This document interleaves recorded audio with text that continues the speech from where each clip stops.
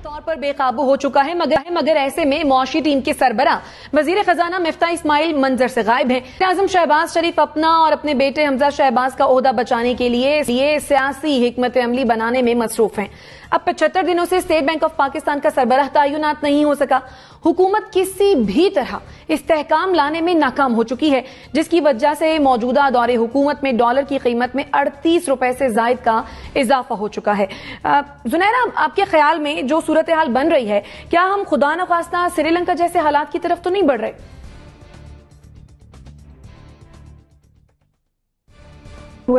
ये बात रोज़ डिस्कस होती है और इसके बारे में सोच के भी बहुत डर लगता है, बिकॉज वो बहुत सीरियस हालात हैं जो वहाँ हुए हैं और अल्लाह ना करे कि पाकिस्तान उस तरफ जाए।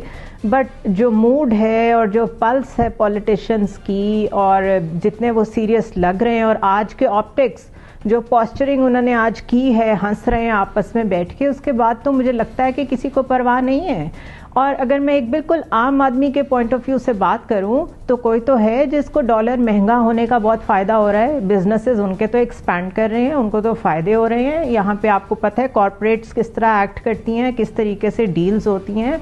तो आम आदमी का कौन सोच रहा है इस वक्त? That is the real question. और जितने दिन ये पॉलिटिकल अनसर्टेनिटी ड्रैग करेगी, उतने दिन आपकी स्टॉक मार्केट डाउन रहेगी, इसी तरह डॉलर ऊपर जाता जाएगा। और आपको मैं याद कराती चलूँ कि ये डिफ़ॉल्ट की सिचुएशन ग्रीस और इटली पे आई थी इन 2010। और मुझे याद है उनका जो सदर था वो अपने स्कूटर पे रोज़ाना IMF के ऑफिस जाता था।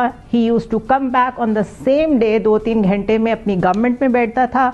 चीज़ें बैक एंड फोर्थ एक दिन के अंदर रिजॉल्व करने की कोशिश करते थे। वीक्स लग गए उसमें, लेकिन उनकी रोज़ की ये ड्रिल होती थी, जिससे ये लगता था कि कम अज़ कम इस गवर्नमेंट की इंटेंट तो है कि हम अपने मुल्क को बचाएं। यहाँ तो मिफ्ताह, जिस तरह आपने कहा है, मिफ्ताह साहब किधर हैं, क्या कह रहे हैं, क्या उनकी कोई चैनलिंग चल रही है IMF के साथ या किसी के साथ, हमें नहीं पता। स्टेट बैंक की क्या सूरत हाल है हमें नहीं पता। फ्री फॉल मिला हुआ है, कोई इंटरवेंशन नहीं कर सकते आप इस वक्त डॉलर को कंट्रोल करने के लिए। तो आई डोंट नो ये क्या डायरेक्शन है। और अल्लाह ना करे, बार बार यही लोग कह रहे हैं कि क्या ये एक प्लान के तहत हो रहा है, क्या आप चाहते हैं कि उस दहाने तक मुल्क पहुंच जाए। और मुझे बिल्कुल फिक्र नहीं है इस बात से, मेरा कोई लेना देना नहीं है कि किसकी गवर्नमेंट आती है। मैं तो कल भी ये कह रही थी, मैं आज भी ये कह रही हूँ कि पॉलिटिकल स्टेबिलिटी होगी तो आप इकोनॉमिकली वायबल हो सकेंगे फॉर सम टाइम। अभी तो अगर इसी तरह चलता रहा तो बहुत प्रॉब्लम हो जाएगी।